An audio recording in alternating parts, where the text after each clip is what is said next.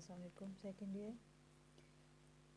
بیٹا آج ہم لوگ عباسی دور کے آخری دو خلفاء کو کریں گے، واثق باللہ اور متوکل۔ آخری خلفاء کا مطلب یہ نہیں ہے کہ یہ دونوں جو ہیں یہ عباسیوں کے آخری خلیفہ تھے۔ عباسیوں کا دور تقریباً 500 سال کا دور ہے، ٹھیک ہے۔ یعنی کہ ہم نے دیکھا نا 750 عیسوی میں عباسیوں کی خلافت شروع ہوئی، تو 750 سے لے کے 1258 تک 1258 تک عباسی دور چلتا ہے، ٹھیک۔ لیکن ہم شروع کے صرف 10 خلفاء کو پڑھتے ہیں، 10 یا 9 خلفاء کو، یہاں پہ ہم 10 تقریباً خلفاء پڑھتے ہیں نا۔ ٹوٹل بنو عباس کے 37 حکمران گزرے، جن میں سے ہم 10 کو پڑھتے ہیں اور 27 کو نہیں پڑھتے۔ اس کی ریزن یہ ہے کہ ظاہر ہے شروع کے 10 حکمران جو ہیں ان کے دور میں تو پھر بھی کسی حد تک بنو عباس یا ان کی سلطنت جو ہے وہ مضبوط تھی اور تمام علاقوں پر عباسی خلفاء کا کنٹرول تھا۔ لیکن پھر آہستہ آہستہ خود مختار ریاستیں پیدا ہونا شروع ہو گئیں، مختلف علاقے ان کے اثر سے آزاد ہو گئے۔ جیسے کہ آپ نے ہارون کے دور میں دیکھا کہ دولت اغلبیہ اور دولت ادریسیہ پیدا ہوئی افریقہ میں، 2 علاقے وہ وہاں سے نکل گئے ان کے ہاتھ سے۔ مامون کے عہد میں دولت زیادیہ یمن میں اور دولت طاہریہ خراسان کے علاقوں میں پیدا ہوئی۔ تو اس طرح یہ جو خود مختار ریاستیں تھیں، اس رجحان نے بنو عباس کو نا زوال پذیر کیا۔ تو آنے والے دور کے جو 27 خلفاء ہیں ان کو ہم نہیں پڑھیں گے، اس کے بجائے ہم اس دور میں ہونے والے کچھ اہم واقعات دیکھیں گے، جس طرح صلیبی جنگیں ہوئیں یا خود مختار ریاستوں ہی کے معاملات وغیرہ کو دیکھتے ہیں۔ اچھا، آج ہم 2 آخری خلفاء کو پڑھیں گے۔ ایک واثق باللہ ہے جو خلیفہ معتصم کا بیٹا تھا، 842 کو معتصم کی وفات کے بعد جانشین ہوا اور 842 سے 847 تک اس کا عرہ ہے۔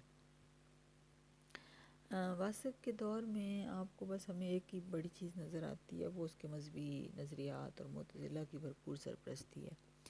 مختصر سا دور ہے۔ اس کی والدہ کا نام فراتیس تھا اور باپ معتصم تھا۔ اس مختصر عہد میں اس نے اپنے باپ ہی کی جو مذہبی اور سیاسی حکمت عملی تھی اور جو پالیسیاں تھیں اپنائی رکھیں۔ اب معتصم باللہ کی مذہبی پالیسیاں کیا تھیں کہ معتصم باللہ نے معتزلہ کی بھرپور سرپرستی کی، معتزلہ عقائد کو طاقت کے ذریعے پھیلایا، اور وہ علماء یا عوام کی اکثریت جو معتزلہ کو درست نہیں سمجھتی تھی ان پر مظالم کیے۔ تو یہی پالیسی واثق باللہ نے بھی اپنائی رکھی۔ سیکنڈلی معتصم کے جو سیاسی معاملات تھے، تو معتصم باللہ نے اپنے دور میں ہم دیکھتے ہیں کہ کس طرح ترکوں کی سرپرستی کی، ترکوں کی فوج بنائی، ان کو لے کے آیا اور ان کو ہر طرح سے سپورٹ کیا، ان کے لیے اپنا نیا شہر بسایا، فوج میں نئی وردی انٹروڈیوس کروائی۔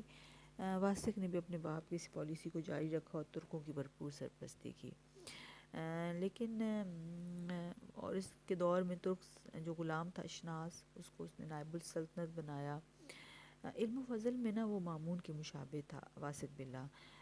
فنون لطیفہ، موسیقی، شاعری، ان فنون سے اس کو بڑی دلچسپی تھی۔ وہ کہتے ہیں خود اسے ہزاروں اشعار جو ہیں وہ زبانی یاد تھے۔ اس کے دور میں موسیقی کے بڑے کام ہوئے، کارنامے ہوئے، لیکن بینگ حکمران وہ انتظامی خوبیاں اس کے اندر نہیں تھی۔ اس نے اپنے دور میں جو نظم و نسق تھا وہ سارا کا سارا ترک غلاموں کے سپرد کر دیا، جو کہ سیاہ و سفید کے مالک بن گئے۔ اب واثق کے دور میں ہونے والی بغاوتوں میں ہم دیکھتے ہیں کہ عربوں کی بغاوتیں ہمیں نظر آتی ہیں۔ ترک غلبے کے خلاف بہت سے عرب قبائل نے بغاوتیں کیں، جس طرح بنو قیس ایک بہت بڑا قبیلہ تھا، دمشق میں اس کا اثر و رسوخ تھا، یہ لوگ آباد تھے شام دمشق میں۔ تو ان قبائل نے دمشق میں جو ہے نا امن و امان کو ختم کیا، اور واثق نے ان کی ختم کرنے کی رجا بن ایوب کو بھیجا۔ رجا نے باغیوں کے ساتھ صلح کی پالیسی اختیار کی، لیکن ان پہ کوئی اثر نہ ہوا، تو اس نے تقریباً قوت کے ذریعے، طاقت کے ذریعے بنو قیس کو نا کچل دیا۔ اسی طرح بنو سلیم نے مدینہ کے نواح میں شورش برپا کی اور مکہ کی شہراؤں پہ بھی لوٹ مار کی، حاجیوں کو اپنا نشانہ بنایا۔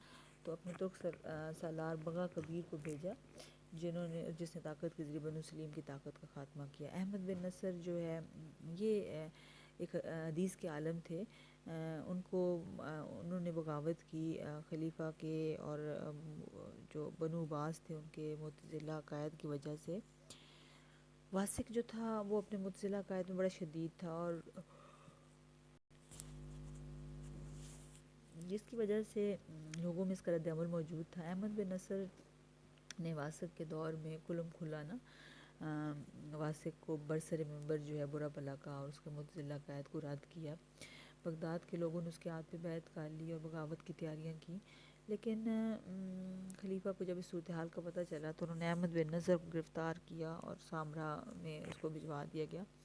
وہاں پر احمد بن نصر نے سر دربار واسق اور معتزلہ قائد کو غلط کہا تو واسق بلّہ نے اپنا ہاتھ سے ان کا سر قلم کیا۔ یہ اکثر آبجیکٹیو میں کوسچن آتے ہیں نا، کس حدیث کے عالم کو واسق نے اپنے دور میں اپنے ہاتھ سے قتل کیا، تو وہ احمد بن نصر کا واقعہ ہے۔ اسی طرح بنو نمیر ایک اور عرب قبیلہ تھا، اس نے یمامہ میں بغاوت کی، وہ بھی بغاوت کافی عرصے چلتی رہی اور بغداد سے پھر دستہ بھیجا گیا، فوج بھیجی گئی جس نے اس بغاوت ختم کیا۔ واسق کے دور کا ایک اور اہم واقعہ جو اکثر آبجیکٹیو میں آتا ہے وہ یہ تھا کہ واسق اپنے معتزلہ قائد میں اتنا پختہ تھا کہ اس نے رومیوں کے ساتھ جنگیں ہوتی رہتی تھیں اور جنگی قیدی بنتے تھے نا، تو ان قیدیوں کا آپس میں باہم تبادلہ ہوتا تھا۔ واسق کے دور میں رومیوں کے ساتھ قیدیوں کا تبادلہ ہوا تو واسق نے کہلوا بھیجا کہ جو مسلمان قیدی معتزلہ قائد کا اقرار نہ کریں، ان کو غلط قرار دیں، ان کو رومیوں کے پاس رہنے دیے جائے، ان کو نہ رہا کروایا جائے۔ اس طرح رومیوں کے ساتھ قید کے تبادلے میں بھی، قیدیوں کے تبادلے میں بھی واسق بلّہ جو ہے اس نے انتہائی تعصب کا ثبوت دیا اور رومیوں کی قید سے وہ مسلمان قیدی نہیں چھڑوائے جو معتزلہ قائد کو غلط سمجھتے تھے۔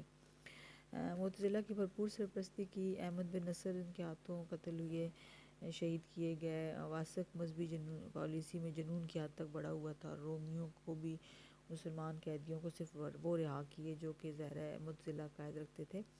معتصم نے اپنے دور میں عبد الملک بن زیاد جو وزیر تھا اس سے ناراض تھا، لیکن واسق کے دور میں اسی کی تحریر واسق کو پسند آئی اور اسی کو اس نے وزیر رہنے دیا۔ واسق جو ہے وہ اپنے دور میں اس کی مدت خلافت 5 سال 9 ماہ ہے اور صرف 36 سال کی عمر میں اس نے وفات پائی۔ سید امیر علی اس کی موت پہ تبصرہ کرتے ہوئے لکھتے ہیں کہ آئندہ 2 صدیوں تک ایسے حکمران آگے آتے رہے جو بے اقتدار تھے اور جن کی موت پر کوئی نوحہ گر نہ تھا۔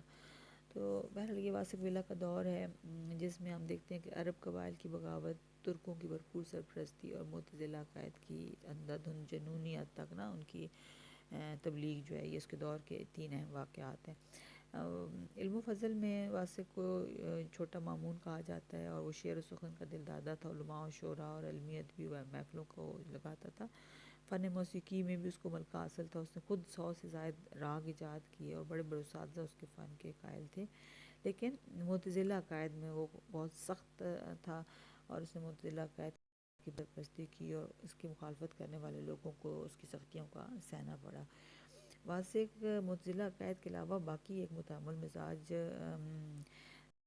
خلیفہ ثابت ہوا۔ اس نے اپنے دور میں علیوں کو بھرپور آزادی دی، اس کو نا ایک آزاد خیال حکمران کہتے ہیں۔ مذہب کے بجائے وہ عقل کی تقلید کا قائل تھا، ہر مسئلے کو عقل کی کسوٹی پہ پرکھتا تھا اور اس نے فلسفے کو، علم و ادب کو بہت زیادہ فروغ دیا۔